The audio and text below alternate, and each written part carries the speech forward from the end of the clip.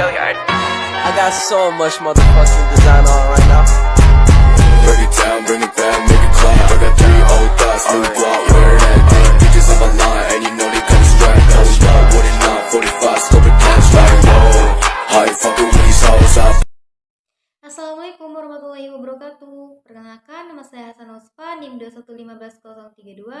Saya salah satu mahasiswa Institut Agama Islam Negeri Syekh Abdurrahman Siddiq Bangka Belitung, lebih tepatnya berada di Fakultas Tarbiyah Prodi Bimbingan Konseling Pendidikan Islam kelas BKPI 4B. Di mana dalam video saya kali ini dalam rangka memenuhi tugas mata kuliah modifikasi perilaku dengan dosen pengampu Ibu Puri Handayani MA.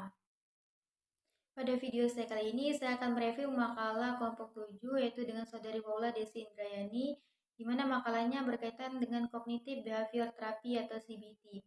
Pada poin A, yaitu konsep Cognitive Behavior Therapy atau CBT. Cognitive Behavior Therapy (CBT) adalah psikoterapi yang mengintegrasikan dua pendekatan, yaitu pendekatan terapi kognitif dan pendekatan terapi perilaku behavior.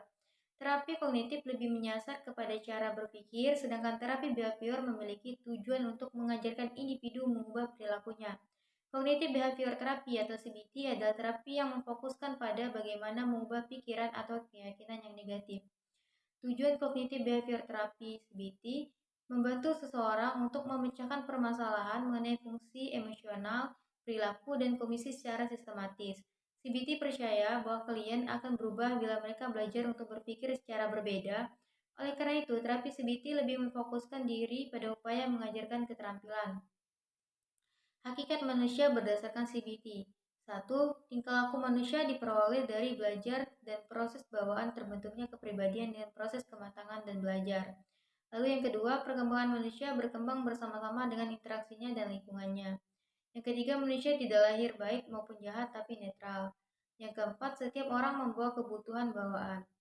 Lalu pada poin B, Saudari Paula menjelaskan mengenai prosedur dari teknik Cognitive Behavior Therapy (CBT). Pada dasarnya, CBT diarahkan pada tujuan-tujuan memperoleh tingkah laku baru, penghapusan tingkah laku yang maladaptif, serta memperkuat dan mempertahankan tingkah laku yang diinginkan. Tujuannya adalah mencapai kehidupan mengalami perilaku simptomatik, yaitu kehidupan tanpa mengalami kesulitan atau hambatan perilaku yang dapat membuat ketidakpuasan dalam jangka panjang atau mengalami konflik dengan kehidupan sosial. Lalu untuk karakteristik CBT sendiri, yang pertama yaitu berfokus pada tingkah laku yang tampak dan spesifik. Yang kedua, mengembangkan prosedur perlakuan spesifik sesuai dengan masalah klien. Yang ketiga, penilaian yang objektif terhadap tujuan konseling. Lalu macam-macam teknik CBT. Yang pertama adanya penguatan positif. Yang kedua adanya kartu berharga atau token ekonomi. Yang ketiga adanya desentralisasi sistematis. Dan yang keempat adanya apresi. Tahap-tahap pelaksanaan CBT. Pertama, melakukan asesmen. Yang kedua, menetapkan tujuan. Yang ketiga, implementasi teknik. Dan yang keempat yaitu evaluasi dan pengairan evaluasi behavior. Dan yang terakhir yaitu adanya feedback. Selanjutnya yaitu kelebihan CBT. Pertama, pembuatan tujuan terapi antara konselor dan konseling di awal dijadikan acuan keberhasilan proses terapi. Yang kedua, memiliki berbagai macam teknik konseling yang teruji dan selalu diperbaharui. Yang ketiga, waktu konseling relatif singkat. Yang keempat, adanya kolaborasi yang baik antara konselor dan konseli dalam penempatan tujuan dan pemilihan teknik.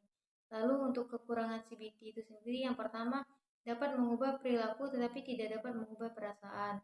Yang kedua, mengabaikan faktor relasional penting dalam terapi. Yang ketiga, tidak memberikan wawasan. Yang keempat, mengobati gejala bukan penyebab.